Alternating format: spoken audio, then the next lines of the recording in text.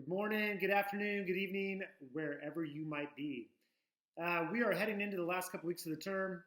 You've done a great job so far in this class. Thanks for all you've done as far as all your work, dedication, the heart that you've put into your work. And hopefully you've enjoyed it. It's been pretty powerful information. I think it's informative, interesting, and engaging information. So hopefully you found that to be the case. This week, the readings, you have a choice of readings between one. There's three different readings. Choose one of those, and next week you can watch a film and review a film that's related to the article you read for this week. So look ahead in the syllabus. Look to next week. See what film may interest you. See what article may interest you, because you'll be spending time the next 2 weeks with the article and that film. So they kind of just talk about a basic concept related to all this information that we've talked about in class or reviewed in class, but also maybe specifically this issue of representation that we're looking at this week and next week. There's a concept in sociology. I don't know if it's indicative only to sociology, but we talk about a lot. Let's talk about the world that's taken for granted. That there's a large world out there, the things that are in our environment, the things in our daily life that we just take for granted, right? We're socialized into the world, normal day-to-day operations, we're just doing our things. We're not necessarily being reflective of the things that are in our own environment. So the environment becomes very taken for granted. It seems to us that the environment that we are in it's natural. It's the way it should be. It's the way it's always been, right? That it's normal. It just is what it is, It's inevitable, like these kind of things that the world is taken for granted. And so part of, I think that's an expression as our deep socialization within culture itself is that we don't think about maybe some of the things that are part of our culture are very unique to time, to this historical time period. Maybe cross-cultural variance or cross-national comparison. We're not aware, we don't think about, maybe that's a different practice in a different country. This is very unique to where we are, or even regionally in the United States. Something may be, just sort of taken for granted. Just a quick example, thinking about sort of regional differences. In the Pacific Northwest, you're more likely to see reusable water bottles. People carry their reusable water bottle, right? You go outside the Pacific Northwest, you get into to the Midwest, into the South, especially outside of core urban areas, but even there, I don't know, you probably see a lot less, you definitely see a lot less reusable bottles. So in those areas of the rural areas or the Midwest or the South, people aren't thinking about using reusable bottles, right? And for us, it's a little bit of a culture shock. You go to some of those areas, and you're just shocked. Number of people who just buy bottled water. It's what they buy, bottled water, right? And we have a different lens on that. It's a world that we've been socialized to in a different way, and we don't take it for granted, right? We're much more aware. Well, we're much more aware of that, but we can get it taken for granted that we think this is just sort of the normal thing to do. And it gets disrupted when we go somewhere else and we go, this is pretty unique to sort of the time and place that we might be in. So it's an easy concept to kind of generally get. I would argue that, well, let me back up for 1 second. The purpose of sort of examining the taken for granted world is to understand society and culture, to understand, oneself and to understand others. I think it's really self-empowering in a way. It gives us a better perspective of who we are as individuals, as social creatures, as humans. When we examine that sort of we pull back the layers of that taken for granted world. So it's really empowering in that way at an individual level, and it also helps us understand culture, society, and much more, sort of the bigger piece.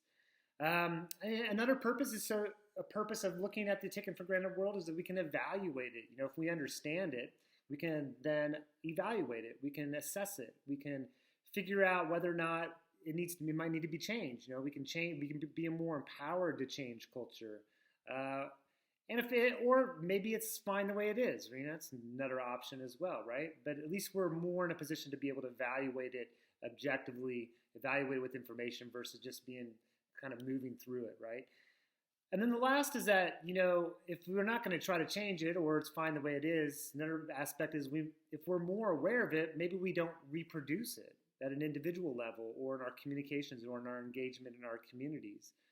Maybe we don't, we choose not to reproduce it if we become aware of it, or we decide to challenge it. So that's some of the reasons why I think sort of pulling back the layers of this taken for granted world. And like I said, I started to say just a few minutes ago that it's something that's easy to understand conceptually. That's easy to generally understand and wrap your head around sort of the general idea of the taken for granted world. But to get a real deep understanding of it and understanding of the world that I take for granted or you take for granted, to really understand it, you're talking about peeling back a lot of layers of socialization, a lot of layers of ways of life that we've lived for so long. And really, we can't do that in isolation, right? So the only way I can become aware, self-aware, aware of environment, context, world, nation, all that stuff, is I have to be immersed in reading, examination, conversations with others. I mean, these are the only ways that I can achieve that sort of self-development, a sense of understanding. And so we need to be immersed either in others or with literature or with film that are helping to expose or helping us to understand that sort of taken for granted world.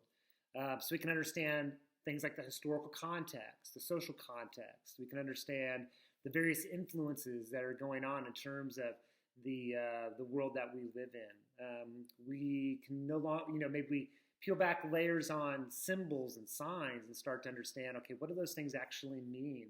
How are they a reflection of culture? How are they a reflection of history? And all that stuff I think is incredibly powerful. And I think that relates to, all this relates to this taken for granted world, to the readings for this week on representation.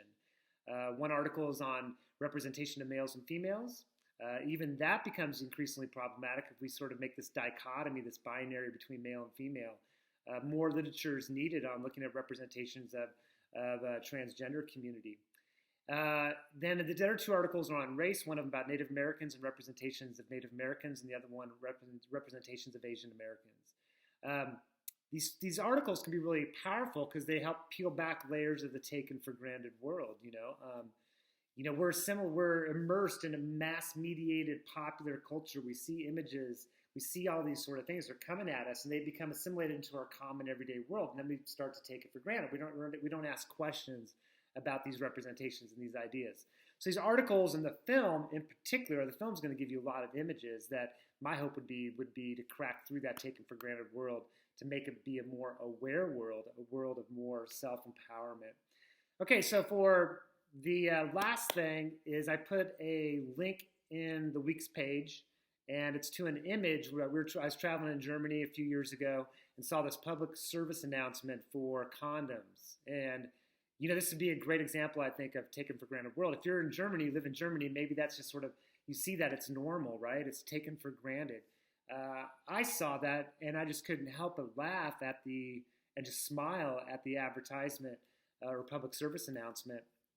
And it just reveals so much about culture and history and all kinds of different things by looking at that particular image.